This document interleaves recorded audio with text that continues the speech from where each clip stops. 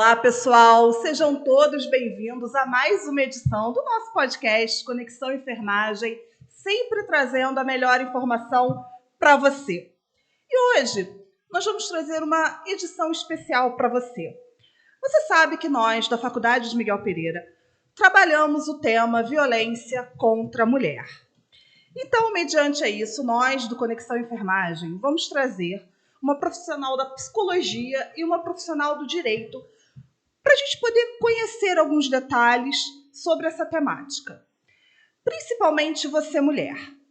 E nós vamos começar sobre as questões, os aspectos psicológicos que envolvem a violência contra a mulher. E para a gente poder conversar sobre esse assunto, ninguém melhor que uma psicóloga estudiosa no assunto. Eu tenho o prazer e a honra de receber Paula Ramos. Paula, seja muito bem-vinda ao nosso podcast. Boa tarde, Angélica. Em primeiro lugar, muito obrigada pelo convite, né? Como eu disse, amanhã é meu aniversário e é um presente poder falar desse assunto aqui com vocês. Então, primeiro, para quem não me conhece, meu nome é Paula Ramos. Eu sou psicóloga clínica, pós-graduada em atendimento dentro do transtorno, né, do autismo, como você sabe, e saúde mental, né? Eu atendo crianças TDAH, TOD, Down, autismo, entre outras especificidades, e também em saúde mental, criança, adolescente e adulto, né? E esse tema, ao qual eu fui convidada e gostei muito, tem a ver com o meu TCC. Olha que bacana. Eu fiz um trabalho, né, um artigo, na verdade, foi publicado até internacionalmente. Olha, parabéns! Né, tenho orgulho de falar isso. E numa questão de depressão e ansiedade, os níveis de depressão e ansiedade, qualidade de vida, nos pacientes dentro do Hospital Universitário de Vassouras. Sendo que o resultado, e por que eu disse que esse tema tem a ver, né? Porque o adoecimento, ele está para além da internação. Ele é algo que se traz dessa construção social, de quem é esse sujeito, que lugar ele pertence, que determinante social é essa, né? E o resultado teve algumas coisas interessantes, né? Onde mostrava que a qualidade de vida da mulher é prejudicada pelo estresse e ansiedade muito mais do que a dos homens. Nossa, que tema interessante, Paula. E uma coisa também que me chama, quando a gente fala de violência de gênero, a gente não está falando só a respeito da mulher, né?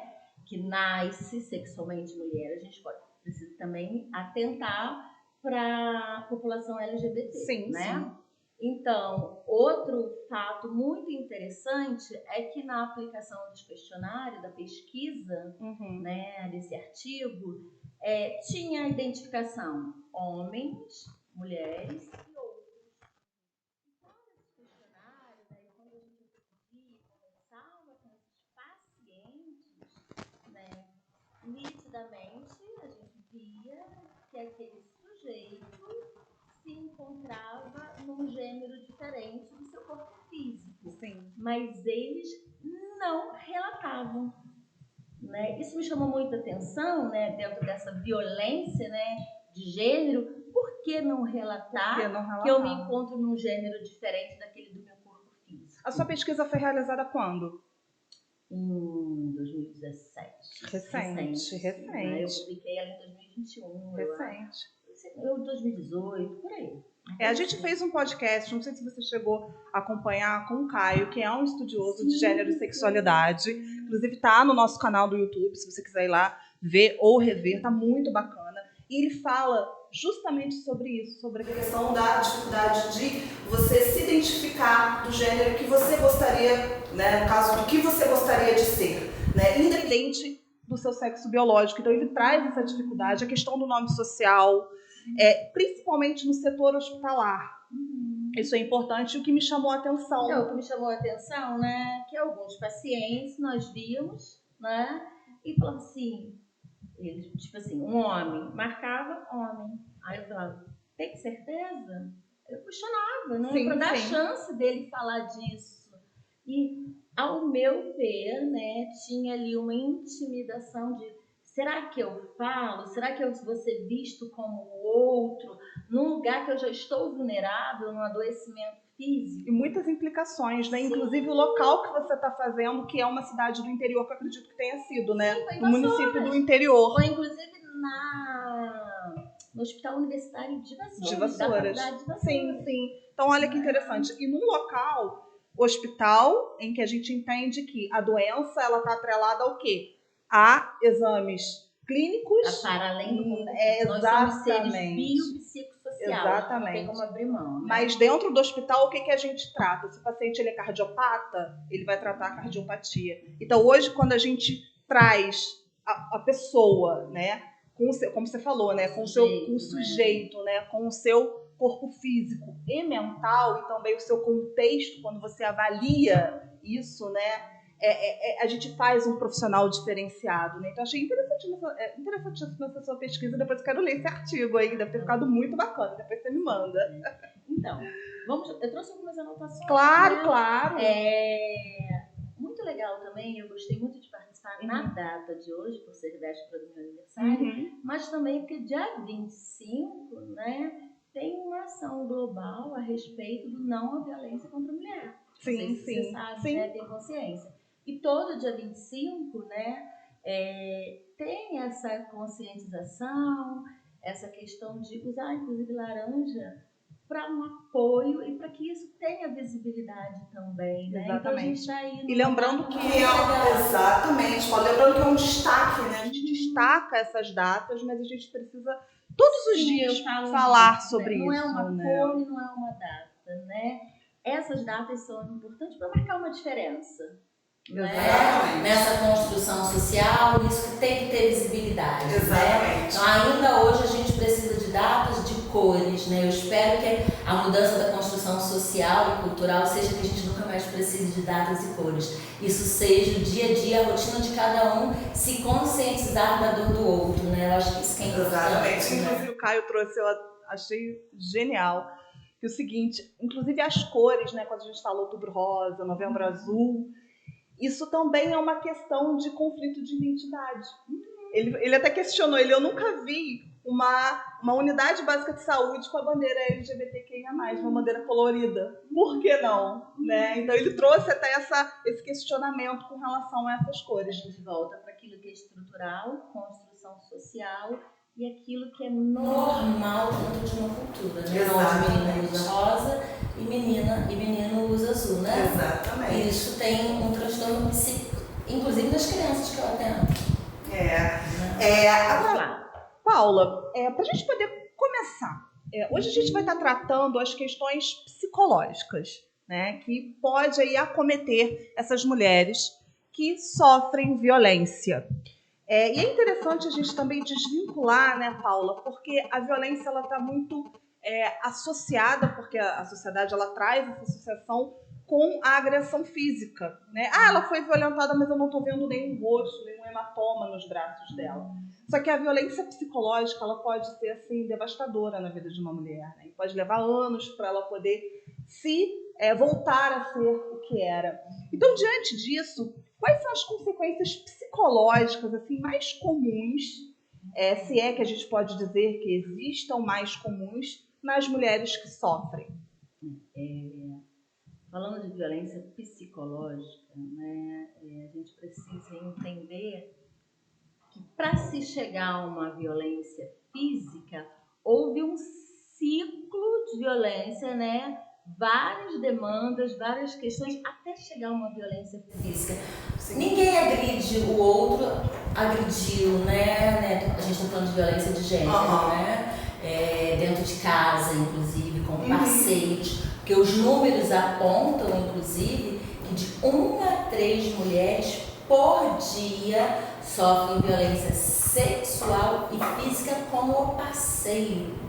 Então, assim, é uma coisa de uma gravidade, né? O parceiro a gente não está falando com estranhos, a gente está falando com o parceiro. Então, quando a gente fala violência com o parceiro, a gente está falando de algo que também é construído. Que violência é essa que vai até chegar a uma violência física, né?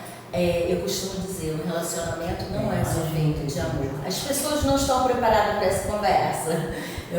Mas a gente precisa sim, eu falei isso para você um pouco antes, né? Essa questão da idealização. Entre o real e a idealização e real, a gente precisa dar espaço para o simbólico. O simbólico é falar disso, sabe? A gente só consegue dar conta disso que dói, do que é real, de fato. A gente fala real como uma nomeação daquilo que eu não sei o que é, do que eu não sei dizer, é um sofrimento, é uma angústia, né? Então, para dar conta disso, a gente precisa falar disso. Senão vai para a via do imaginário, como a gente está falando do próprio caso da Ana Hickman, que é uma repetição de padrão. Sim. Eu vejo meus pais sofrerem, eu vejo sofrimento nesse relacionamento, aí eu idealizo algo diferente disso. E aí, desde o início do relacionamento, eu começo a aceitar algumas migalhas, como se essas migalhas fossem comprovação de eu tenho um lugar importante para alguém. Alguém me ama de uma forma diferente que o meu pai amava a minha mãe. Né? E aí esse lugar vai tendo espaço para esse agressor, para essa pessoa que causa violência. E essa mulher, ela não consegue perceber, ou ela percebe. A gente não pode generalizar, porque a gente não pode deixar de falar da singularidade de cada um, né? Porque tem uma coisa que dentro da psicanálise fala que é o gozo. O gozo é um lugar onde tem sofrimento, mas tem prazer. Eu sofro porque eu vou tirar essa roupa, porque ele não quer que eu use essa roupa. Mas ao mesmo tempo, tem uma satisfação porque eu tenho importância para esse homem. Sim. Diferente do meu pai e da minha mãe. Entende? A idealização de que eu estou construindo algo diferente, a sensação de que eu não estou repetindo o padrão de comportamento da minha mãe, mas eu estou. Mas nesse caso também, assim, que quando eu vejo essa questão da roupa, é que existe também aí um conflito, uma confusão, talvez de entendimento, né? Por exemplo, quando fala a questão da roupa, ela se sente talvez protegida por aquele marido. A roupa é só um exemplo. É um exemplo, né? É um Mas objeto ela tem que eu estou usando como ferramenta para dizer disso. Sim. Mas seja em qualquer contexto, na roupa, ou eu não gosto que você corte o cabelo, eu gosto do seu cabelo longo, aí não admite que a mulher corte o cabelo. Olha, você não pode ir com decote, porque mulher minha não usa decote, porque tem que ser só minha. São violências psicológicas de uma forma bem sutil, aonde a mulher que já tem um padrão do sofrimento na família, ela vai olhar para o outro e falar, eu tenho um lugar no desejo do outro. Sim. Eu sou importante. E aí ela não consegue sair, porque sair é desprezar o amor. Porque eu volto a dizer, a gente tem relacionamentos baseados no amor, mas o que é o amor? Ainda mais no amor romântico, né? Sim, a gente idealiza tudo, o amor. Né? O relacionamento sem respeito, mas tem amor, né? Diz que ama, faz tudo. Mas ele fez isso por amor. Então, assim, é muito difícil a mulher sair desse lugar. E a mulher, ela tem que ficar naquele casamento, né? Sim, porque até se ela pela sair, construção social. Exato, não é uma mulher casada. Por que essa mulher não casou? Ela não deu conta dos filhos, né? Inclusive, não sei se você conhece, né? Ela é psicanalista, você falou da psicanálise, a Vera Iaconelli. Sim, adoro. A Iaconelli é maravilhosa, ela está sendo muito citada também no meu trabalho. E ela fala muito dessa questão, né? De quando a mulher, ela não dá conta, ao invés dela ser ajudada, ela é julgada. Porque a mulher, ela tem que dar conta, né? Existe aí uma distorção, porque a gente vê essa mulher como uma mulher guerreira. Ela tem que dar conta de tudo, de marido, de 3 filhos, de trabalho, da casa, de tudo. Então ela é uma mulher guerreira, não, ela é uma mulher sobrecarregada. Então existe aí uma distorção do que de fato essa mulher é. A gente vai falar sobre a violência, sequência, mas a gente pode pegar um trechinho disso aí, né, pra gente falar um pouquinho de isso é ruim, mas eu vejo isso ainda como um avanço. Vai chegar no lugar que a mulher vai precisar fazer tudo. Porque antes a mulher fazia muita coisa, mas dentro do lar. Porque culturalmente, na construção social, toda mulher nasceu para ser mãe. Toda mulher nasceu para acolher, toda mulher nasceu para cuidar, para dar conta da casa. Isso não é uma realidade. Quando a gente fala isso, a gente tira a singularidade do sujeito, ele deixa de ser sujeito para ser objeto. Todo mundo é robô. Não é disso que se trata, né? Uma mulher com histórico familiar, uma mulher onde tem demandas de números aí variados, essa mulher pode não querer ser mãe, ela pode ter nascido para não ser mãe e tá tudo bem, a gente precisa respeitar. Sim. E aí a mulher vem ocupando um espaço em outros contextos que ainda estão escassos. A questão de igualdade de gênero em relação à profissão, a salário, né? Então a mulher precisa provar ainda que ela dá conta da casa, pela essa construção social, que ela dá conta do filho, mas que ela também está lutando pelo espaço lá fora. Então eu quero acreditar, enquanto mulher, mãe e profissional, que a gente vai chegar num lugar muito mais bonito ainda. Porque já tem muitas mudanças, não é? Sim, a gente está evoluindo, né? A gente está evoluindo com todas as E algumas consequências psicológicas que você perguntou, a depressão é uma consequência dessa violência. O estresse pós-traumático, né? Quando a mulher sofre uma agressão de fato física, né? Que estresse é esse que ela passa, né? A Ana Hickman mesmo falou, tem uma hora que eu me desesperei, porque eu tive medo da morte mesmo, né? A gente está falando da morte do corpo físico, mas das mortes simbólicas. Ana Hickman, era mulher do fulano de tal, eu estava nesse lugar empoderado, como uma mulher bonita, se perde algo, se cai em um lugar, né? Deixa de ser. E tudo isso, simbolicamente, a gente está falando de morte, perda é morte, né? Então, a consequência disso, a depressão, ansiedade, estresse pós-traumático, né?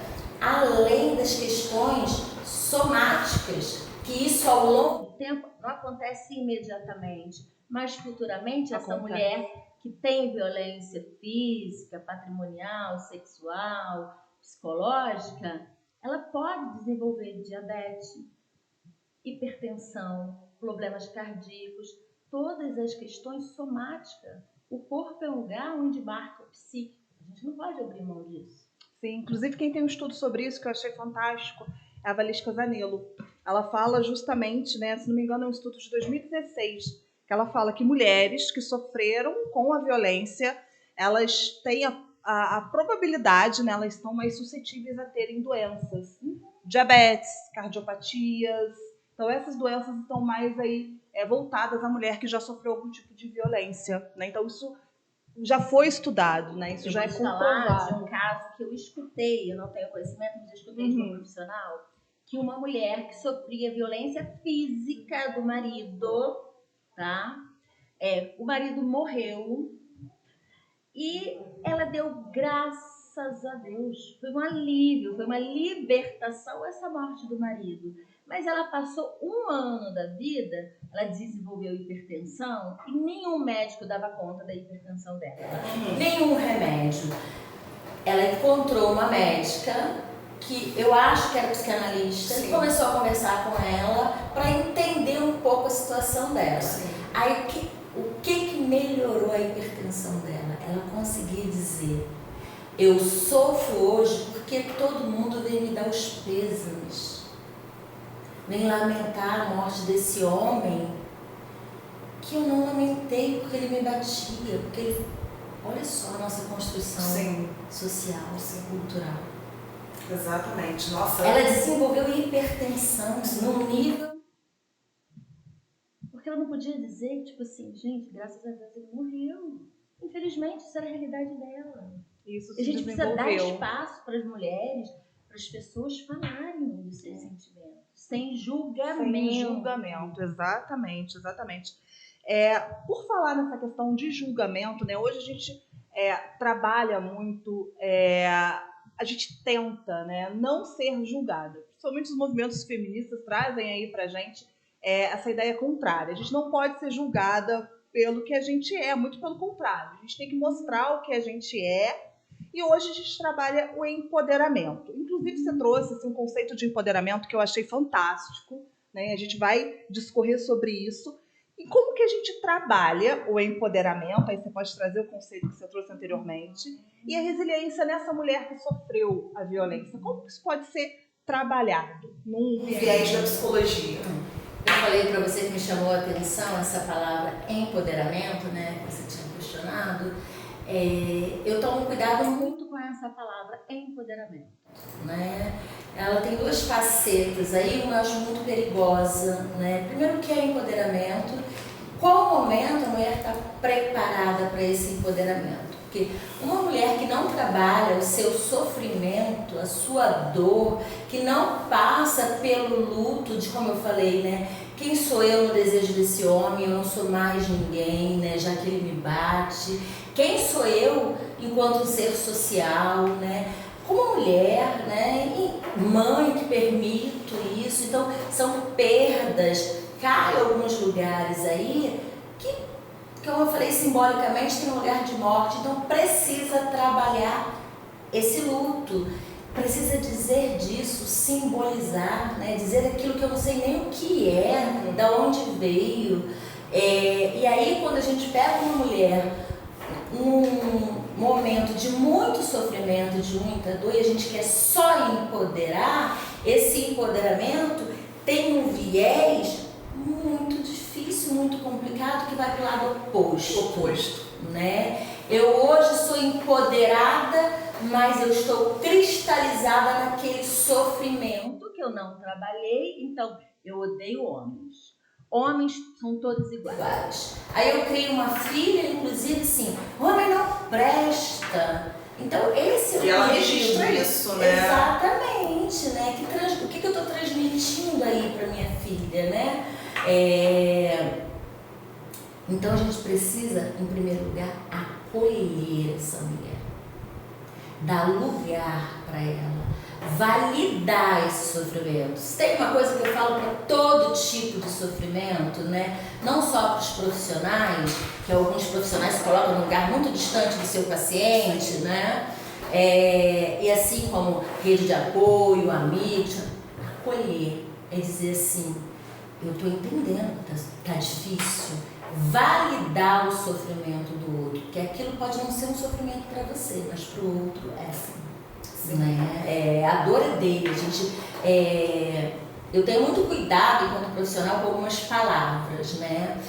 Tem que ter empatia. Eu não tenho empatia, não tenho problema de falar isso. Tem empatia se colocar na dor do outro. Eu, enquanto profissional, não posso fazer isso, porque senão eu não sei fazer intervenções. Porque eu vou sofrer junto com o paciente, né? Eu tenho que separar o que é do paciente e o que é meu. Então eu tenho que acolher, entendeu? Para eu ter condições de fazer intervenção sem estar chorando com o paciente. Isso é muito claro para mim. Mas o acolhimento dentro do meu consultório, até para ter vínculo, transferência, ele é o primeiro lugar que eu ocupo, é o acolhimento. Igual o projeto, né, que eu e a Bia iniciamos, ele tinha esse cunho, acolher, dar lugar para essa mulher falar sem julgamento. Eu estou entendendo que está difícil, vamos trocar. O que é isso para você? E foi muito bacana, inclusive, esse projeto. A gente vai até deixar o @ do Instagram. Espero que venham mais, porque ficou muito bacana. Eu consegui somente no primeiro e muitas mulheres falaram. Sim, eu achei foi uma isso, troca. Foi uma troca. Muitas mulheres falaram. Não é aquela coisa que o profissional fala e você escuta e não. As mulheres trocaram porque são experiências. Cada uma tem uma experiência, né? E a gente precisa conhecer essa individualidade, né? Independente da classe social, independente do contexto que ela determinante vive. social. Exatamente. Assim, isso a gente precisa entender na violência de gênero, né? Como a gente falou naquele dia. Quem é essa mulher? Que classe social, racial, né? Quem é essa mulher diante da sociedade? Sim, embora hoje a gente perceba, né, que, claro, as mulheres que estão em vulnerabilidade social, no sentido socioeconômico, né, falando, essas mulheres, elas... Eu não uso vulnerabilidade social, eu uso determinantes. Os determinantes sociais também é interessante para a gente trazer as características. Forma, né? Só que essas mulheres, elas são destacadas por conta da sua situação socioeconômica. Então, os problemas que elas, situações que elas vão ter nesse momento é por conta dessa sua situação. Mas o fato dela ser mulher já coloca nesse campo. né? Então, acho que é interessante a gente trazer também essa questão que não depende de classe social, não depende de raça. Mas a gente precisa entender que uma Mulher mulher branca e uma mulher negra têm lugares diferentes. Com certeza. Uma mulher numa situação social mais elevada e uma menos tem lugares diferentes. Com certeza. Infelizmente, Até é a mesmo, nossa realidade. até mesmo para questões de Acolhimento, para procurar ajuda. Eu trouxe um caso para você de uma paciente aonde numa internação, numa situação X, era uma mulher negra, socialmente uma classe inferior a outras mulheres, né, brancas, e o acolhimento dela foi zero. Ela tinha sofrido um abuso, ela não sabia que estava grávida, e ela quis doar o filho, na mesma hora todo mundo tirou o filho dela, ninguém parou e falou assim, pera lá, quem é essa mulher? Vamos tentar fazer vínculo da criança. Sim. Então, se ela fosse uma mulher branca, seria diferente. Né? Quando você contou esse tema, né, essa história, muito me lembrou a minha dissertação de mestrado, né, que eu falo sobre gestante com doença mental grave. E existe isso, né, de você tirar o filho dessa mulher sem, opa, vamos conhecer? Ah, mas ela é louca. Ela vai colocar o filho dentro da máquina de lavar, que é o que eu escuto. Ela vai arrancar os olhos. A gente não pode esquecer também, a gente está falando de um caso aí de violência obstétrica ou violência hospitalar, seja ela qual for, né, de qualquer instituição, né, da depressão pós-parto. A gente não sabe se uma mulher que quer doar esse filho, isso é violência contra a mulher também. Exatamente. Né? Ela não tem depressão pós-parto. Quem é essa mulher que você está tratando? Inclusive, a Valesca Casamelo, ela tem uma crítica da depressão pós-parto. Ela fala que a depressão pós-parto ela pode ser resultado do que a gente coloca em cima da mulher no sentido de ser mãe, né? De toda essa sobrecarga materna que a sociedade coloca, né? Então eu acho assim, a psicologia, né? Ela é tão importante para a gente hoje, justamente porque ela consegue trabalhar esse viés, o viés que às vezes eu, como sou enfermeira, que eu não consigo observar, né? Você trouxe, né, como eu acredito que seja, né, o acolhimento, uma medida terapêutica que você usa com essas mulheres. Na verdade, o acolhimento é muito mais para dizer, então isso aqui, vamos fazer alguma coisa. Eu sou humana antes de ser profissional. Eu acho que eu me coloco num lugar muito bonito na minha profissão por causa disso, né? Eu gosto muito do que eu faço. E assim, eu sou mulher, eu sou mãe, eu sou humana. Então assim, é dar a mão e falar, tem alguém com você. Você não está sozinho. Sim. Calma, tem possibilidade. Vamos ver o que é possível? Já é uma eu luz, estou né? entendendo o senso. A intervenção vem depois. Eu estou entendendo o seu sofrimento. Pode chorar. Eu não estou aqui para te julgar. Aí essa mulher vai falar, gente, peraí, eu posso falar. Eu posso dizer que eu amei aquele homem ter morrido. Por exemplo. Sim, sem dizer que eu não queria ser mãe, que eu não sei ser mãe, que eu não quero fazer sexo com meu marido e ele me obriga. Como é que eu digo que eu não quero fazer sexo com meu marido? O erro tá em mim, como assim? Exatamente. Até porque se ele procura na rua, a culpa foi minha. É o que a gente, então é o que a gente vê. É isso. Aí entender, essa mulher tem condições de falar? Porque ela reviver a dor. Tem. Cada um tem um tempo diferente no seu processo. Vamos dar espaço para o silêncio dela? Tá, você não quer falar isso? Vamos falar outra coisa? O que você quer falar? Até porque nas entrelinhas eu estou entendendo que o que ela está falando tem a ver com o sofrimento dela. Sim, né? E o que você quer falar? Vamos falar o que é possível hoje. Gente, falar é tão importante. A terapia é tão coisas, importante. Né? Tão importante. É dar lugar para as coisas. Exatamente. E aí, tem condições? Então dá espaço para ela falar. Entendeu? Aí valida essa dor. Eu estou entendendo que está muito difícil. A intervenção vem depois. Vem quando ela já estiver transferida. Eu estou falando isso no meu site, sobre terapêutica. Sim. A intervenção vem depois. Tem que ter muita entrevista preliminar para ela poder se sentir segura, para fazer vínculo, para ela depois falar. Vem cá. Agora, vamos fazer a intervenção? Eu não vou falar para ela, mas a gente vai fazendo a intervenção. Sim. Vamos romper padrão? Sim. Essa dor é da sua mãe, não é sua. Essa história é da sua mãe, não é sua. Por que você se culpa pela história da sua... Aí você vai dando lugar para esse sofrimento que está se repetindo. E é interessante que quando a gente fala a gente entende.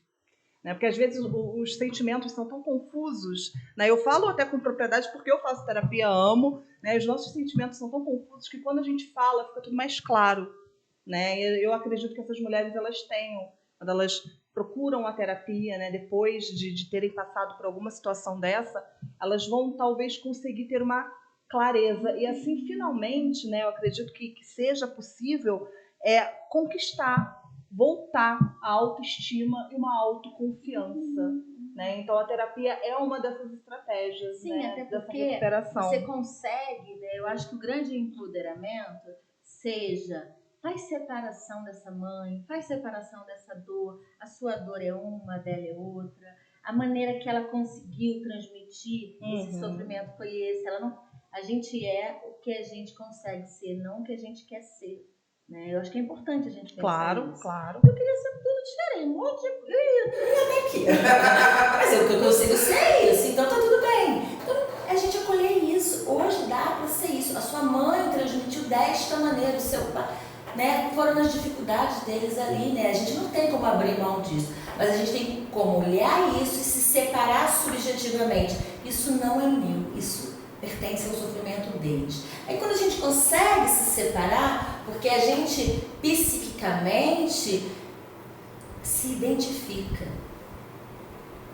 Quando, eu costumo dizer, né, tem alguns significantes aí, eu falo assim, uma teia de aranha, né, com os cruzamentos da vida, tem uns pontinhos aí que ficam difíceis, porque eles representam algo de um trauma, vou botar a palavra trauma, eles representam. Aí quando, vem cá, isso aqui tem a ver com algo, mas a gente não tem consciência para isso, é porque está identificado, né? Aí ali cristaliza algo, então tem que trazer clareza para esse lugar. Você está vendo que é uma identificação, que isso não é seu?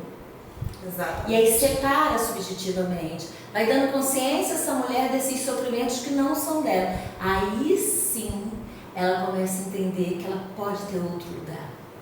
Até porque ela não, às vezes, não consegue, né, seja com os amigos, seja no âmbito familiar, entender que ela está, às vezes, num lugar equivocado. Ela não consegue observar justamente por conta da violência estrutural que a gente vive, né? Porque é algo que está naturalizado, né? E assim, numa perspectiva da psicologia, né? Traz pra gente um pouco dessa questão da violência estrutural. Deixa eu falar uma coisinha antes, claro. que eu ia falar muito importante. Que eu escuto muito, né? Já que a gente está falando desse empoderamento, né? Eu escuto muitas mulheres, eu até escrevi aqui, né? Porque a gente escuta isso em vários âmbitos na vida, mas estou falando da violência, né? Muitas mulheres não conseguem falar, reclamar por causa da palavra mimimi. Eu gosto muito de selecionar palavras, né? Como eu falei do mimimi. Tudo é mimimi, tudo é mimimi. A gente tem que tomar cuidado pra gente não usar quando a gente fala tudo é mimimi, né? Esse mimimi, às vezes, a gente usa para perpetuar o direito de ser violento com o outro. Ou a gente usa para não dar direito, no caso das mulheres, a terem os direitos básicos com o sofrimento do outro. Perfeito. Esse mimimi, talvez, como as pessoas nomeiam, seja a forma que o outro tem de dizer o que está transbordando de um sofrimento. Mas existe também a questão de para quem você está falando. Porque às vezes para o outro vai ser mimimi. Né? Angélica, mas quando a gente está transbordando, quando a gente está no meio do furacão, quando a gente está adoecido, a gente não consegue fazer essa separação. Eu vou falar para pessoas. Eu hoje, Paulo, falo um monte de coisa, mas tem coisas que eu falo só para quem eu tenho que falar. Exatamente. Principalmente para minha terapeuta. Sim. Para ela eu falo tudo. Mas quando a gente está muito misturado, né, num sintoma aí de muito sofrimento, a gente fala com. A gente esbarra no outro na rua e briga com o outro, porque a gente esbarrou no outro. A gente está transbordando, então a gente não consegue fazer separação do que eu não posso falar isso aqui, eu vou falar isso aqui mesmo.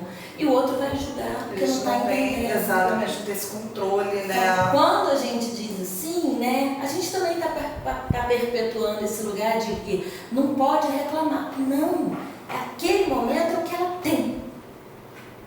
Ela pode tudo, ela pode reclamar, ela pode, não, ao meu ver, né? Sim. Ela pode. Eu digo que tem assim, né? Rigor e rigidez na vida. Rigor, todo mundo tem que ter, eu falo para os pais, rigor todo filho, toda criança tem que ter, todos nós, são as regras que a gente precisa obedecer. Sim. Ponto. Rigidez não. Pode transgredir de vez em quando, eu digo para os pais. Deixa o filho falar um palavrãozinho de vez em quando, isso é sadio. Transgredir é importante, principalmente quando está doendo. Então, não é mimimi. Exatamente. Isso é muito interessante, porque às vezes a gente traz essa questão dos pais, né? Que o filho não pode xingar, o filho não pode fazer aquilo, não pode fazer isso. E é uma forma, às vezes, do filho, né, descontar. Dizer que é algo insuportável. Exatamente, tá tudo bem, né? Mas aí, sobre a violência estrutural, Paula, que eu acho que é uma coisa que a gente precisa falar, né? No viés da psicologia, né? Como que você observa essa violência estrutural hoje? Então, né, a gente precisa entender o que é violência estrutural. Né? O que é, quando a gente fala a palavra estrutural, né? É algo que é colocado de muito tempo por questões de ordem social, política, né, que não dá para abrir mão, e que é naturalizada mesmo, né? Como a gente disse, toda mulher nasceu para ser mãe, é um exemplo de algo que é estrutural. E não é verdade. Assim é a violência. O lugar da mulher é colocado, de fato, de muito tempo, sem direitos. A mulher não tem direito de reclamar, a mulher não tem direito de votar, a mulher não tem direito básico. Isso vem perpetuando, e eu digo uma coisa, que ao meu ver está o grande empoderamento da mulher, ela entender que ser mulher é o empoderamento.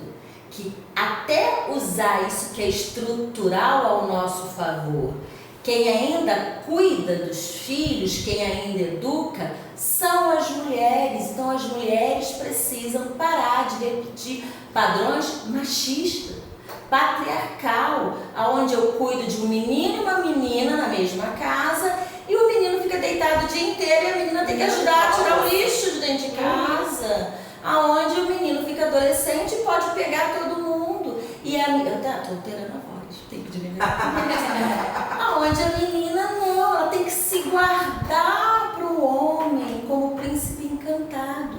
Então, o poder está nas mãos das mulheres. Eu falo isso sempre, eu adoro falar isso. Mulheres, acordem. Exatamente. Nós temos um poder na mão que quando a gente descobrir, vou falar para a câmera, que ser mulher é o grande poder, a gente muda essa construção social e essa cultura. Exatamente, exatamente. Isso está enraizado, infelizmente, em todos os aspectos, né, Paula? Se a gente, dentro do mercado de trabalho, a gente percebe isso, né? Por exemplo, se uma mulher ela sobe de cargo, né, mas ela subiu por competência ou porque ela está saindo com o chefe? A questão também da criação, né, da menina, o menino, a diferença de criação. Né? Então, tudo isso realmente está enraizado e é o que se trata a violência estrutural. E deixa mais vulnerável. Né? Se você não tem igualdade de direitos, você fica mais vulnerável. Exatamente. É na própria educação, né? O homem ainda, né? Eu não sei estatisticamente falando, não tenho números para dizer, Sim. Mas quem é que faz mais graduação ao longo do tempo aí? As mulheres não estudavam como os homens, porque os homens precisavam trazer o sustento para casa. É a provedora e a mulher, né? Que e aí, a gente, naquele lugar que é meio de gozo da psicanálise, é ruim, mas é confortante, a mulher está sobrecarregada, porque hoje a mulher sai, a mulher é profissional, mas o homem não cuida da casa. Exato, sobrecarregou? Sobrecarregou. Exatamente. Né? Entendeu? E, inclusive, a gente tem, né, um outro exemplo, por exemplo, as políticas, né, a Política Nacional de Saúde da Mulher foi criada em 1984, porque antes disso não tinha uma política voltada para nós, mulheres. E para mim, eu sempre falo com os alunos isso, não é uma política recente. 1984 é recente. Então a gente ainda está construindo, a gente teve, né, recentemente, inclusive eu até li algumas críticas sobre isso, uma lei sobre planejamento reprodutivo, né, em que as mulheres elas não precisam mais da assinatura do cônjuge para poder realizar a laqueadura. Né, a idade também diminuiu. Outra violência, se a gente pensar nessa área, né? A agressão que é uma laqueadura Uma vasectomia são coisas diferentes. O homem vai lá, faz a vasectomia e volta para casa. A mulher, ela fica impossibilitada de cuidar, de trabalhar. E quem faz essa cirurgia? E a Números maiores. A vasectomia ela não é quase vista, né? A gente percebe que o número maior é de laqueadura. Quando a gente falou do planejamento reprodutivo, o que foi dito? As mulheres podem fazer laqueadura, mas a vasectomia foi... E vamos pensar que a mulher faz um filho praticamente por ano. E o homem? Quantos filhos por dia? E o homem? Meninas, por exemplo. Mas a gente precisa. Só plateia aqui, gente. Isso se trata de violência estrutural. Exatamente. Construção social. Exatamente. Paula, vamos para a próxima aqui. Na sua ótica, né, como que a sociedade ela pode contribuir para poder minimizar a violência contra a mulher, a violência de gênero? Né? A gente falou de violência estrutural, a gente sabe que a gente não vai resolver nada, mas hoje, né, a gente está trazendo essa pauta aqui justamente porque as pessoas A gente não vai resolver nada, mulher. Né? A gente vai resolver então, tudo, a gente não porque consegue... tá nas nossas mãos. Vamos ter o pensamento desse empoderamento. Com certeza. A gente o que a gente está fazendo aqui é trabalhando para se resolver algo. Com certeza, a gente vai ajudar, né, a tentar resolver, que haja mudança, né, à frente com relação a isso. Mas a gente ainda tem um caminho longo para poder percorrer, mas a gente vai conseguir. E nós, como instituição de ensino, né, hoje a gente tem essa ideia. A gente tem que falar sobre isso, né? Sim, nós mulheres estamos né? aqui, nós mulheres aqui falando sobre esse assunto, discutindo sobre esse assunto. Isso já é um avanço muito grande, né? Então, assim, como que a gente pode fazer para poder minimizar essa questão, né, da violência contra a mulher, da violência de gênero? Eu sempre vou trazer um viés muito da psicologia mesmo, né? Primeiro, quem é o outro que está do seu lado? Sim. Eu olho só para mim ou eu olho para o outro, né? Quando eu consigo olhar para o outro, vamos dizer, ao meu redor, quantas mulheres estão ali? Qual é o comportamento dessa mulher, desse marido, dessa família?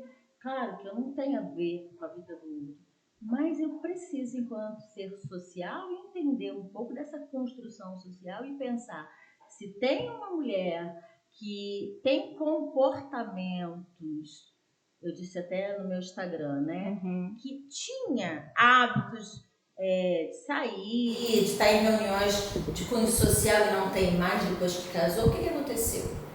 Se essa mulher foi tirada da sua rede de apoio, porque o agressor faz isso, né? Afasta da família, afasta, porque ele passa a ter o domínio sobre essa mulher. Sim. Então, o que está acontecendo? Se essa mulher anda mais triste, mais deprimida, mais isolada, eu, enquanto social, falo, o que está acontecendo? Se essa mulher vive tendo quedas em casa, por exemplo, que a gente, caiu, tô roxa aqui por causa disso. O que está acontecendo? Atenção ao outro. Acho que são coisas básicas. A gente não está falando de políticas públicas, não. A gente está falando do olhar para o outro. Como eu olho para o outro, que está tão pertinho de mim. E eu não estou falando de gente distante, não, às vezes da mesma família. Do dia a dia, né? Da rotina. E aí qualquer coisa, né? A gente tem 180, denunciar, acolher, conseguir falar para essa mulher, tá tudo bem? O que está acontecendo? Exatamente. Uma amiga que às vezes, né, era muito amiga, se afastou do nada, nunca mais se falou. O que aconteceu? Por que se afastou depois que casou? Tá tudo bem? Tá precisando... Gente, são coisas simples. Que a gente consegue... Perfeito isso que você trouxe. Uma vez eu estava conversando com os meus alunos sobre o agente comunitário de saúde e a sua importância. E a importância desse profissional dentro de uma casa. Que não é só ele lá fazer o checklist se os exames estão em dia, mas ele ter essa observação. Se não me engano, foi uma psicóloga que trouxe isso para mim, sobre essa questão do agente comunitário de saúde ter esse olhar. Né? Coisas simples do dia a dia que a gente pode, assim, com toda certeza, ir mudando aos poucos essa nossa realidade. Eu atendia num município aqui, próximo, uma criança autista e eu ia na casa. Né? Fazer o acompanhamento em casa. E a mãe dessa criança, ele mordia a mama dela de uma tal forma que... E o agente de saúde, os profissionais, falou, gente, isso é uma coisa para ser olhada. Essa mulher está em sofrimento de alguma forma, né? E ela não pode nem... Como é que ela faz com esse filho autista? Né? Que está, de alguma forma, agredindo essa mulher, de alguma forma. E ela, o que eu faço? Eu tiro... Eu falei, gente, a gente tem que ter um olhar para isso. Eu tenho muita questão, assim, eu acho que a gente comunitária tem uma importância. Muito. Ele é quem está na casa. Exatamente. Eu fui nesse lugar e falei, gente, a gente comunitária tem que ir lá. Tem que cobrar, assim, essa criança tem que tomar o remédio tal hora, assim, não pode passar já que essa mulher também tem muitas questões de transtorno mental, né, de saúde mental aí comprometida, então a gente precisa melhorar, inclusive, a saúde dessa mulher. Então, assim, são olhares de uma sensibilidade que a gente precisa ter com o outro, não é só ir lá e fazer o nosso trabalho. Perfeito. Inclusive as amizades, a família. Perfeito, Paula. Sem rede de apoio. Exatamente, uma mulher sem rede de apoio, ela é uma mulher sozinha. Ai, gente, que delícia. É um assunto que eu gosto muito de conversar. Como eu falei com vocês, eu estudo um pouco sobre isso, porque infelizmente as mulheres que têm aí algum dano, né, algum transtorno mental, ela tem a violência junto com ela. Né? Isso aí já é comprovado, enfim, justamente por conta do seu transtorno mental. Ela é violentada por conta disso, ela não tem como provar. Então, assim, é um assunto que muito me interessa. E ninguém melhor que uma psicóloga para poder discorrer sobre isso. Eu espero que faça sentido para você, para a sua comunidade, para aquela amiga que passou por essa violência, né, por essa situação. Então, assim, gostaria que você deixasse, Paula, para o nosso público as suas últimas palavras, né? Algo que às vezes passou despercebido, que você gostaria de falar. Vamos pensar aqui, o que seria importante a gente falar assim, para finalizar, né? Eu acho que todo mundo tinha que ter direito à terapia. E ainda não é um lugar tão simples. Nós já avançamos muito, né? Na minha opinião, tinha que ter terapia já na escola para todas as crianças. Seria ótimo. Já começar daí, né? Tem teóricos que dizem, inclusive, que 2 anos seria a idade certa para começar a terapia. Mas como assim? Né? Eu, quando atendo, eu valorizo as mães de uma forma, assim, linda, sabe? Eu amo o meu trabalho, eu acho que eu sou uma profissional muito potente, eu acho que meu empoderamento vem daí, porque eu dou lugar para as mulheres de uma forma, não que os homens não tenham lugares no meu consultório, se tiver um pai, eu vou... Claro, escutar, entender a dor. Mas eu dou um lugar para as mulheres exatamente para fazer essas separações. O seu filho não tem isso, essa dor é sua, para empoderar essa mulher. Então, quando eu digo da terapia, né, e tem teóricos que dizem que a criança deveria fazer terapia bem cedinho, exatamente para fazer essa separação, para não ser transmitido para a criança e não repetir esses padrões, né? Sim. Então, hoje tem serviços públicos, né, que oferecem terapia. Não tem condições de fazer em particular? Procura serviço público. Né? Tem serviços maravilhosos. Além da delegacia mesmo, né, que presta serviço especializado à mulher, de vários setores aí próprios, então não deixam de procurar ajuda.